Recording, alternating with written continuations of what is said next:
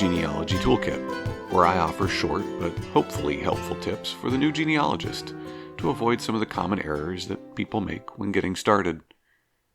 Last week we talked about where to start and the importance of building off on what you already know rather than jumping straight into the unknown. At some point, though, you're going to want to make that jump because that's where all the fun is. For most of us, that first step into the unknown occurs as we look at a document from the US Federal Census. I remember when I first got started in genealogy almost 15 years ago, the first historic document I accessed was the 1930 US Federal Census for my grandfather. Both my grandfathers passed before I was born, so although I'd heard plenty of stories about both of them, I didn't really know much. It was an interesting feeling, seeing my grandfather's name slowly getting clearer on the screen as the image downloaded. And then there he was, with his sister and his parents, his family. As my eyes drifted across the page, I was a little overwhelmed by all the information that seemed to be available. Ages, birth locations, employment, and more. For some reason, as I was looking at the employment section, my eyes drifted up on the rows to my grandfather's neighbors. One of the adult children of the neighbor had his occupation listed as radio dealer. Now, I know that my grandfather was an amateur or ham radio operator, and I knew that at least for a time he had served as a radio dispatcher for the police department. As I sat there in the library looking at those words, radio dealer, I started to fabricate in my mind a question. I wondered if he'd gotten into radios because of the neighbor. I'll never know the answer to that question, but I was immediately hooked on the census. It had so many answers and offered so many interesting questions as well. Just like you're going to want to do, I saw the name of my grandfather's father. Again, a name that I'd maybe heard in a story somewhere, but I knew absolutely nothing about him and I wanted to know more. So I quickly forgot about researching about my grandfather, and I wanted to find an older census that had my great-grandfather in it with his family. But I was making a mistake. Remember the first episode? It always applies, no matter how much experience you have. Start with what you know.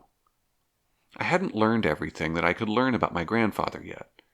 Sometimes you can safely census hop, like I described, but it will eventually bite you, and you'll end up identifying the wrong parent for your ancestor, and everything else from that point on will be incorrect. So remember, start with what you know. But that was last episode. Let's learn some more about the US Federal Census. The census is a federal government responsibility almost as old as the Constitution itself. Article 1, Section 2 of the Constitution covers how the U.S. House of Representatives is to be composed. As we hopefully learned in our high school civics class, the House of Representatives provides representation proportional to the population of the state. The census is the mechanism by which the government officially counts the population of each state to determine how many representatives each state is allowed in Congress. The population changes over time, though, so the census is performed every 10 years. You maybe remember getting a letter just a few years ago during the pandemic. You had to go online and enter in a bunch of information on a website about who lived with you. That was the US Federal Census. And one day, many years from now, someone will probably be looking at that information you entered as they try to solve the puzzle of who they are and where they come from. The first census was taken in 1790, and it's been taken every 10 years since, like clockwork. The only census that is largely unavailable is the 1890, which was almost entirely lost in a fire at the U.S. Department of Commerce building in 1921. Interestingly, most of the records didn't actually burn. They were drowned in the waters used to put out the fire. You will likely find yourself shaking your fist in frustration over this fact more than once. But 22 out of 23 censuses being available ain't bad. You'll quickly find that every census year resulted in a different set of records. The information on the 1800 census and the information on the 1900 census differed significantly. The early censuses from 1790 through 1840 really honed in on the whole purpose of the census, counting people. For example, the 1790 census of my 6 times great-grandfather only listed his name as the head of household and indicated that there were 3 white males over the age of 16, 3 white males under the age of 16, and 2 white females of any age, and 2 slaves. And other than listing the county and state that he lived in, that's pretty much it.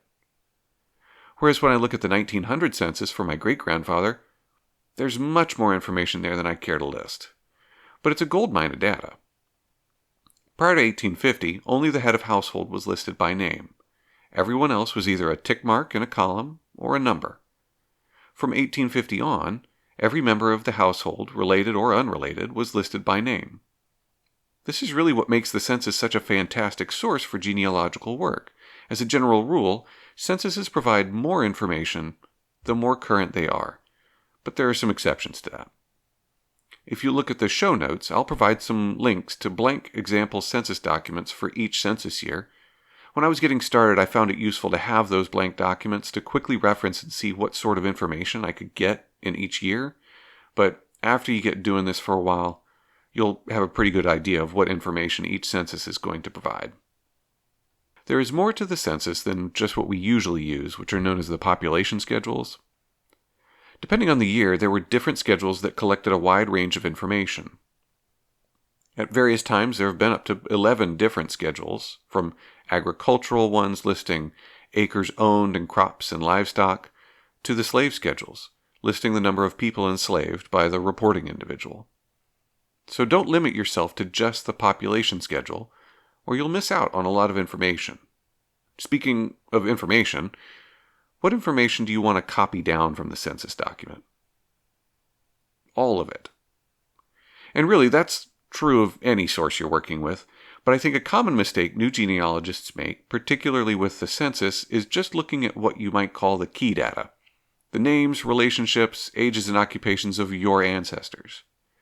If you stop there, you might be missing out on information that will help you with brick walls that you encounter later on.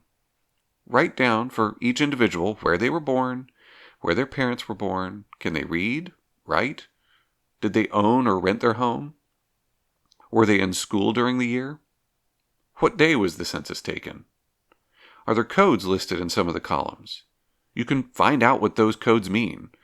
Sometimes they're just tabulation shortcuts for information that's already listed, but sometimes those codes are additional information.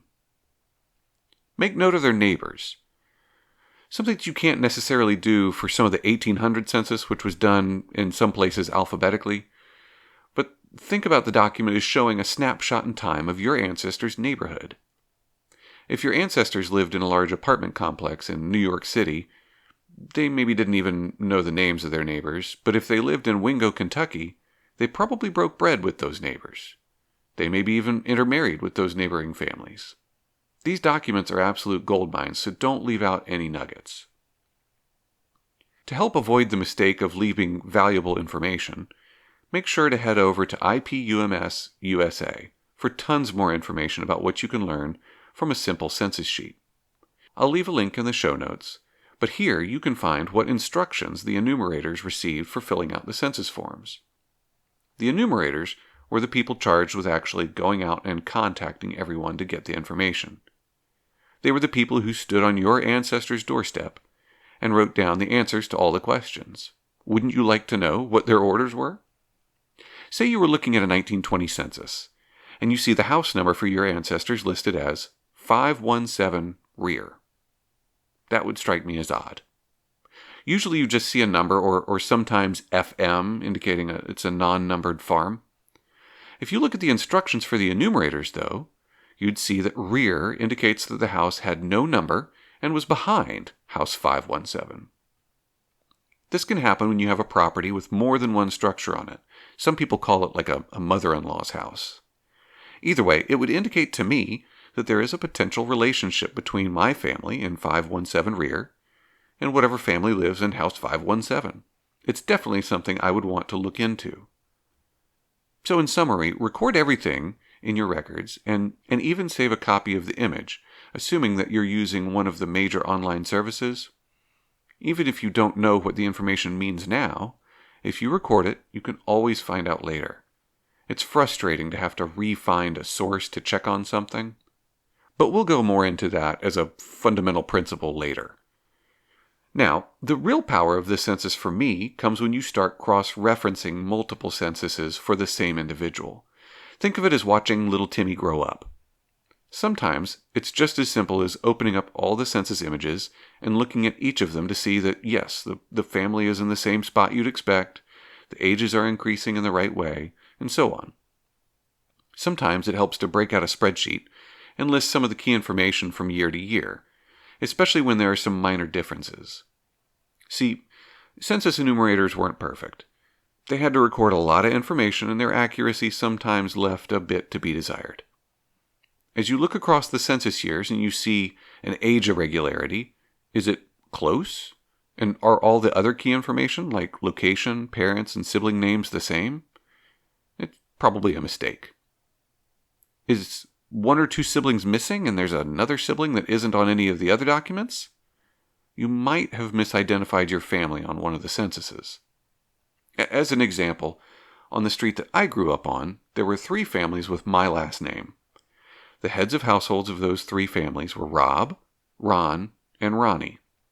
Each of those families had kids a few years apart from each other. Thankfully, all of us kids had different names, but if one of those families had a few kids with the same or similar names as another, then it would be very easy to confuse the two. You won't catch that if you aren't cross-referencing censuses. You may also miss key information about your ancestor's life. Did they have a sister who died in her early teens? That's the kind of tragedy that can really leave a mark on a person, and I'd like to know something like that about my family. Cross-referencing can also help when you're dealing with a situation where a census document looks for all the world to be about your ancestor, but the person who should be your ancestor has the wrong name. The location is right, the parents' and siblings' names are right, but you were looking for a Thomas Sinclair and he's nowhere to be found. But there is an Edward Sinclair of the same age, and with the same expected relationship to the head of household. But without cross-referencing, you might think it's the wrong family. But you did cross-reference, so you did see that the only unexpected item is your ancestor's name. Now, you can't just assume anything at this point. You'll need to look into other sources to confirm. But now, when you see Thomas Sinclair's marriage record, where he's listed as Thomas E. Sinclair, you'll know what the E stands for. If you do this enough, you'll start to pick up on some regional tendencies as it pertains to naming conventions. One of the things that I've noticed is in the American South and Southeast more specifically, it's very common for men to frequently go by their middle names. They'll usually list their actual first names on formal records, but sometimes it seems like they forgot. There's a lot more I could probably say about the census and how to use it, but this episode is getting a little long and I want to keep it around the 10-minute mark. I'm going to overshoot from time to time, and that's okay, but I don't want to make them too long because I don't want you listening to me. I want you out there researching. So grab a beverage of your choice and go dig into some of those census sources and see if you've missed anything. Thanks for listening, and I'll see you next time.